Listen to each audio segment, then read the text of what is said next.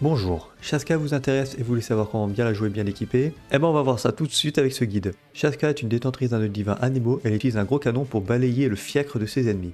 Vous n'allez pas utiliser les attaques normales et chargées puisque la compétence élémentaire existe. Donc après avoir utilisé la compétence, Shaska inflige des dégâts à Nemo et entre dans l'étape Bénédiction Noctam pendant lequel elle invoque un gros canon pistolet et s'assoit dessus, dépensant des points de Noctam pendant l'état. Shaska gagne de la vitesse de déplacement, une résistance aux interruptions accrue, je suis pas sûr, et acquiert la capacité de voler dans les airs. Sprinter et flotter plus haut consomme des points de Noctam supplémentaires.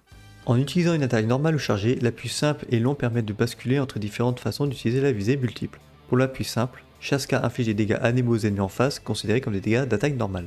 Et pour l'appui long, elle bascule en mode visée tout en choisissant un certain nombre d'ennemis à portée avant de recharger un maximum de 6 cartouches. Shaska tire ses cartouches dans l'ordre une fois les 6 cartouches rechargées ou si la charge est interrompue.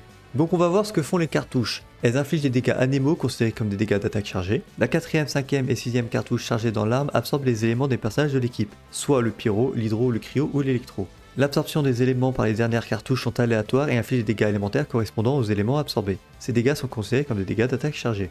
Les cartouches sont tirées dans l'ordre inverse de leur chargement, donc vous allez tirer la dernière qui a été chargée en première.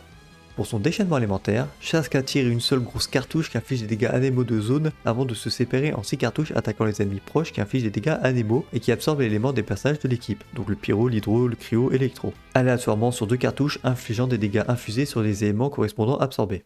Au niveau de ses passifs, et ça commence à m'énerver que les personnages de Natlan ont 1 million de passifs et beaucoup de blabla, mais bref, pour son premier passif, astuce balistique, en chargeant la visée multiple de la compétence, les effets suivants s'appliquent si les personnages de l'équipe respectent les conditions d'absorption élémentaire. Chaque type élémentaire a un tiers de chance de modifier aléatoirement la 3ème cartouche chargée dans l'arme en un élément correspondant. Donc pour avoir les 100%, il faut 3 éléments différents dans l'équipe. Chaque type d'élément accorde à Shaska un cumul augmentant les dégâts infligés par les cartouches infusées de 15%, 35% et 65%. Cet effet dure jusqu'à la fin de la visée multiple et peut être cumulé 3 fois maximum.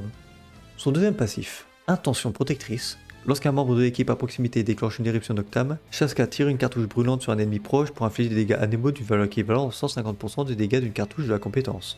Si l'équipe contient un personnage pyro, hydro, cryo ou électro, la cartouche brûlante subit une absorption élémentaire pour infliger des dégâts de l'élément correspondant d'une valeur équivalente à 150% des dégâts d'une cartouche de la compétence élémentaire. Les dégâts infligés de cette manière sont considérés comme des dégâts d'attaque chargée. Son troisième passif, Médiation censée, ressort 25 points de phlogistique lorsque vos personnages de l'équipe éliminent un ennemi. Cet effet peut être déclenché une fois tous les 12 secondes. Et son dernier passif, Don de la nuit, âme brûlante. Après avoir épuisé ses points d'Noctam, Shaska change pour consommer du phlogistique afin de maintenir sa bénédiction d'Noctam, comme les autres personnages de Natlan. Pour l'instant, pas de changement. Lorsque le personnage déployé est dans les airs, le déploiement de Shaska déclenche l'effet suivant. Elle entre dans l'état bénédiction Noctam et obtient 35 points de Noctam. Et en plus vous volez.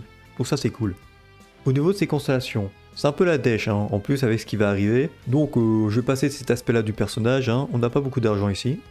Au niveau de ses armes, nous avons sa meilleure arme, son arme de signature, le plumage cramoisi du vautour ancestral. Putain, quelle noire rallonge.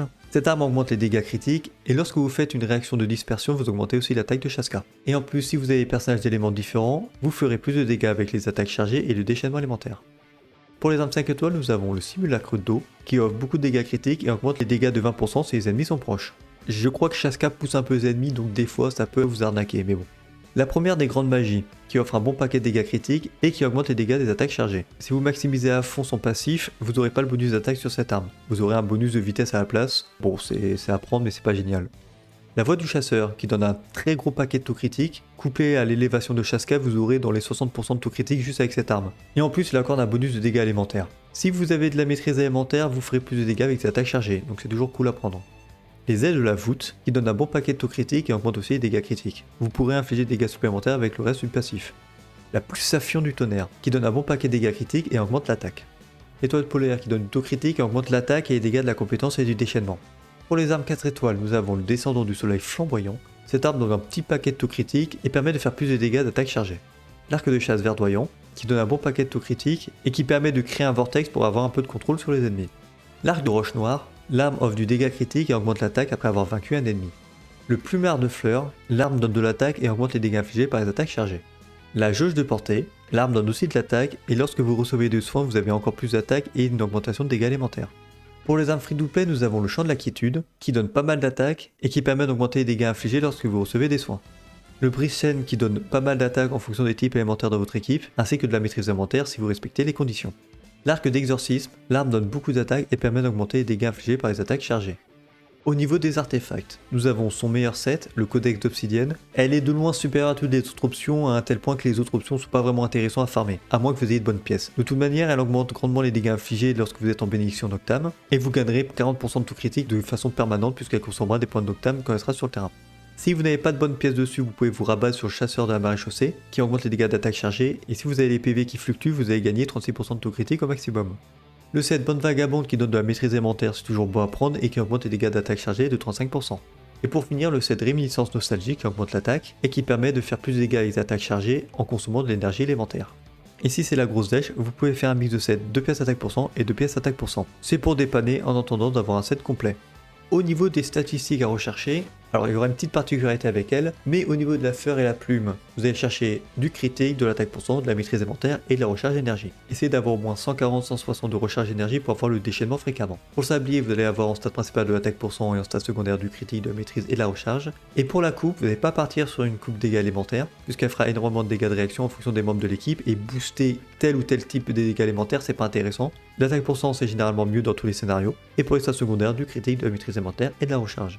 Et pour le diadème, vous aurez le choix entre une dégâts critique ou du taux critique en fonction de ce qui vous manque pour équilibrer les stats critiques, sachant qu'elle a une élévation en taux critique, alors le dégât critique sera peut-être mieux. Et pour la stat secondaire, le critique que vous n'avez pas pris en stat principal, de l'attaque pour cent, de la maîtrise et de la recharge.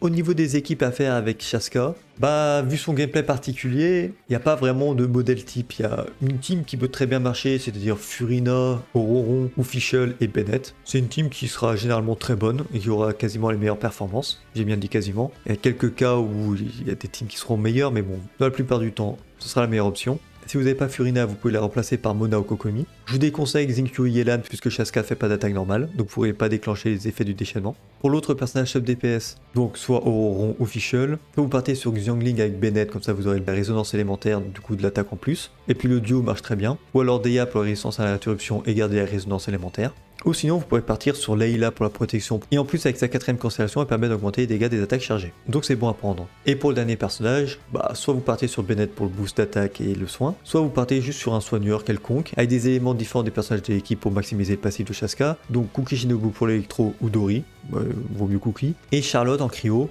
ou Lord Chichi si vous avez envie de vous faire un kiff, ou Layla du coup pour le coup vous pouvez la mettre ici aussi. Shen E aussi peut être intéressant dans cette équipe, mais vu que ça fait 2 ans qu'on l'a pas revu, j'imagine que pas grand monde l'est. Mais voilà, au niveau des équipes, vous pouvez mettre à peu près n'importe quoi du moment que ça tient la route. Au niveau de son design, moi je suis un peu mitigé, pour moi c'est moyen. Donc elle gagne des points avec ses oreilles d'elfe, mais sinon, voilà quoi, pas foufou. Sinon on s'en fout de mon avis. Au niveau de ses performances, alors je pouvais pas trop me prononcer parce que je fais ce guide avant que le personnage sorte, donc j'aurai pas le résultat final. Le personnage fait de bons dégâts, et elle est assez originale à jouer avec ses dégâts de réaction à gogo. Donc voilà, ça peut plaire ou pas, mais si elle vous intéresse, attendez quelques jours un peu, histoire d'être vraiment sûr, et après invoquez-la. Allez, ciao!